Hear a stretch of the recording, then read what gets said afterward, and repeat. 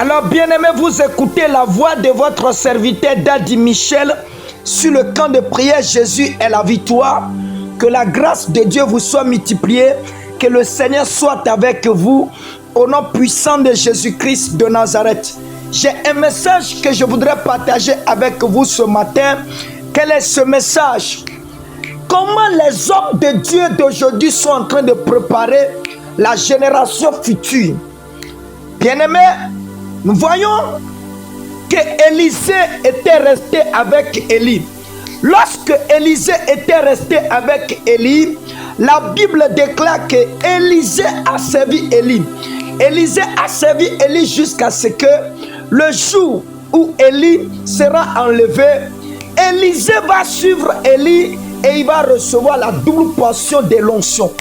En résumé, Élie a préparé Élisée pour un nouveau réveil. Amen. Non? Élie a préparé Élisée pour un nouveau réveil. Est-ce qu'aujourd'hui, les Élie de ce jour arrivent à préparer le nouveau réveil?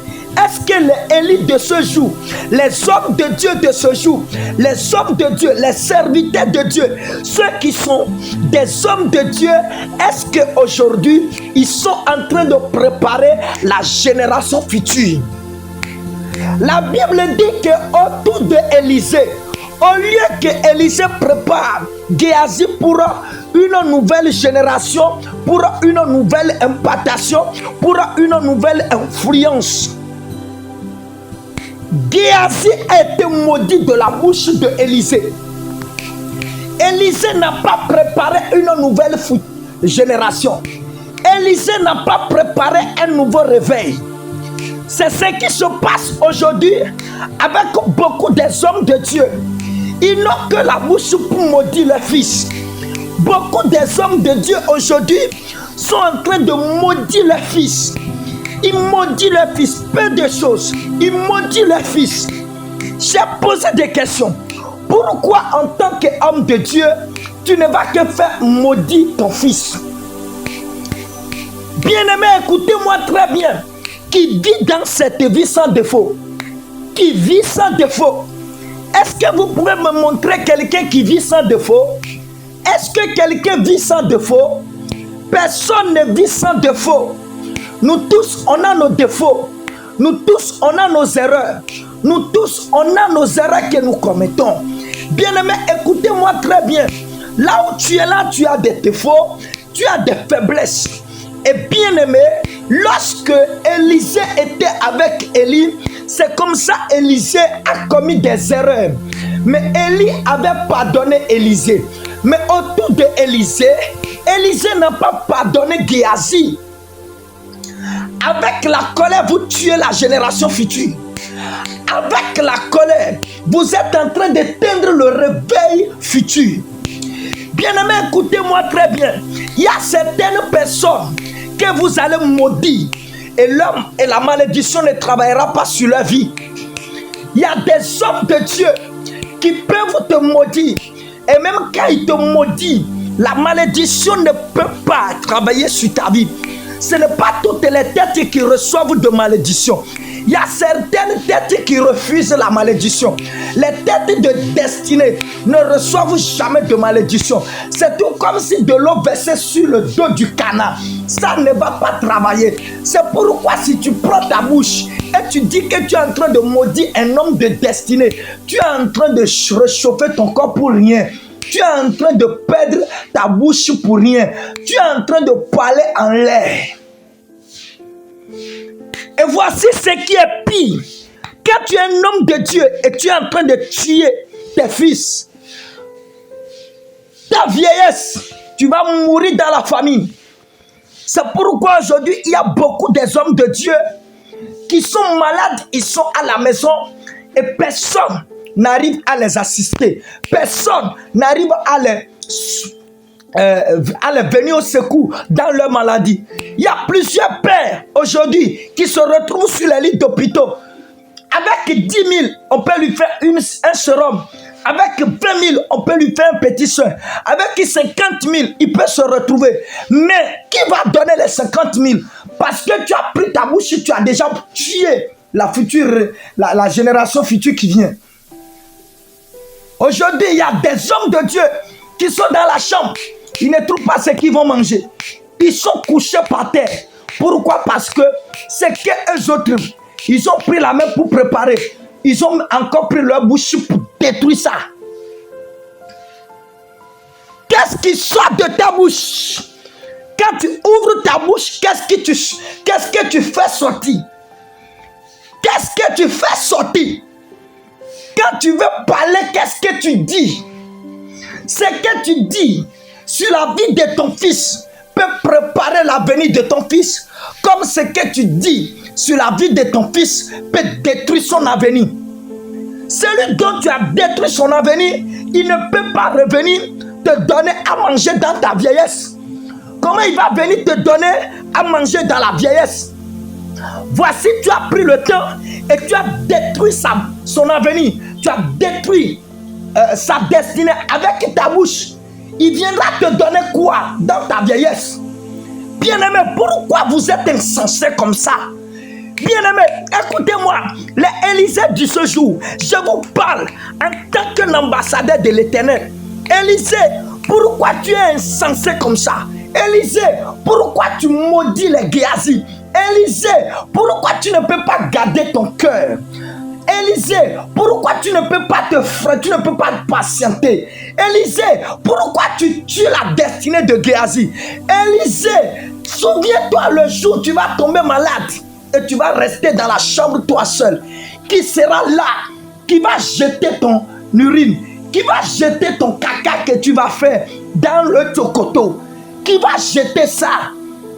Élysée, fais beaucoup attention avec les Géasi. Oh, est-ce que je peux enseigner? Est-ce que je peux enseigner? Les mamans qui maudissent leur fils et les pères qui maudissent leur fils, faites beaucoup attention. Sinon, vous finirez par mourir dans la famille. Aujourd'hui, il y a des enfants qui sont riches. L'Éternel Dieu les a levés. Mais ils ne veulent plus penser à leur maman. Ils ne veulent plus penser à leur papa. Pourquoi? Parce que au lieu que papa et maman prennent soin de ces enfants et les élever, ils les ont détruit leur destinée. Les enfants se sont jetés dans les rues. Ils ont dit que je vais partir. Si je suis devenu quelque chose, que je devienne pour la nature. Et si je ne suis pas devenu quelque chose, alors que je sois détruit pour la nature.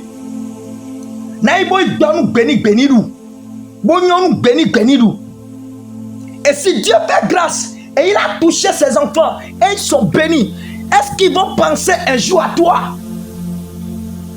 C'est pourquoi il y a certains pères qui vont mourir. Je dis bien, ils vont mourir dans la famine. Ils ne vont même pas trouver de l'argent, de 100 francs, de 200, de 500 pour payer même du gari et délayer dans leur vieillesse. Tout homme qui maudit ses fils est en train de tuer sa vieillesse, est en train de compliquer sa vieillesse. Arrêtez de tuer vos fils. Arrêtez de tuer vos fils. Arrêtez de tuer la destinée de vos fils. Prenez votre bouche, bénissez les fils. Même pendant qu'il va te faire quelque chose qui est très énervant, qui va t'énerver, garde bien ta patience. Garde bien ton cœur de bonté. Qu'il n'y a pas de mal en Dieu. Bénissez vos fils. Bien-aimés, bénissez vos fils. C'est pourquoi j'ai compris tôt. Et je bénis mes fils. Toute personne qui est cachée sous mon onction, je déclare que les portes s'ouvrent sur toi. Si tu es mon fils à quelque part, si tu me donnes un amen très fort, que le Seigneur ouvre les portes devant toi. Quand un fils est béni, il va penser à son père. Je ne vois pas ce fils qui sera béni et qui va oublier son père. Aucun fils n'est insensé comme ça pour être béni, pour oublier son père. Bénissez les fils. Et lorsque les fils seront bénis, de leur retour, ils viendront vous bénir. Car ce que tu fais dans la vie de chaque fils est une sémence. Et ce que tu sèmes, tu finiras par le récolter. Bien-aimé, Je voudrais prendre ici et laisser ce message à tout le monde. Ce que tu fais dans la vie de fils, ce que tu fais dans la vie de ton frère, c'est une semence. Et ce que tu sèmes, sois prêt que tu vas récolter ça. Tu ne peux pas semer maïs et aller récolter haricots. Tu ne peux pas semer orange pour aller récolter mangue. Ce que tu as semé, c'est ça que tu vas récolter. C'est pourquoi je voudrais prendre ici et dire à nos grands frères spirituels et dire à nos pères spirituels, prenez votre bouche pour semer des bonnes paroles sur nos vies. Laissez des paroles de bénédiction sur nous. L'arbre qui a été maudit va sécher. Et quand l'arbre a séché, il ne peut plus porter de fruits. Lorsque vous maudissez les fils, leurs vies vont sécher, leurs ministères vont sécher. Et lorsque un ministère est séché, comment ce ministère peut porter des fruits? Et lorsque le ministère ne porte pas de fruits, comment il peut te bénir du retour? Est-ce que j'enseigne? Quand tu maudis la vie de quelqu'un, sa vie va sécher. Et quand la vie de quelqu'un sèche, ça ne peut pas porter de fruits. Quand ça ne porte pas de fruits, qu'est-ce que tu viendras cueillir sur cette vie? Jésus a maudit le figuier et le figuier a séché. Le figuier a séché. Quand le figuier a séché, même s'il arrivait et ce figuier peut donner un jour de fruits là, est-ce que lorsqu'il a été séché, est-ce qu'il peut encore donner de fruits? Cessez de maudire vos fils. Cessez de maudire vos collègues. Enlevez. Si un père est en train d'écouter ce message, je vais dire à tous les pères, faites tout possible et enlevez les malédictions, les paroles de malédiction que vous avez déposées sur vos fils. Enlevez ces paroles. Je vous dis ce matin, enlevez ces paroles. Enlevez ces paroles sur la vie de vos fils. Et vos fils seront dans la paix. Je déclare sur la vie de tous mes fils que le Seigneur soit avec vous. Je bénis vos ministères. Je bénis vos travails. Je bénis maintenant vos activités. Tout ce que ta main touche, que ça commence à prospérer avec une vitesse prophétique. Dans le nom puissant de Jésus-Christ, je déclare sur ta vie que l'Éternel Dieu ouvre les écluses des cieux sur tes affaires, sur tes activités, sur tes projets, sur ton ministère. Quand tu me donnes un amen, recevez maintenant dans le nom puissant de Jésus-Christ de Nazareth. Alors, vous êtes bénis. Vous venez d'écouter la voix de votre serviteur Daddy Michel sur le camp de prière Jésus est la victoire. Shalom à vous, je vous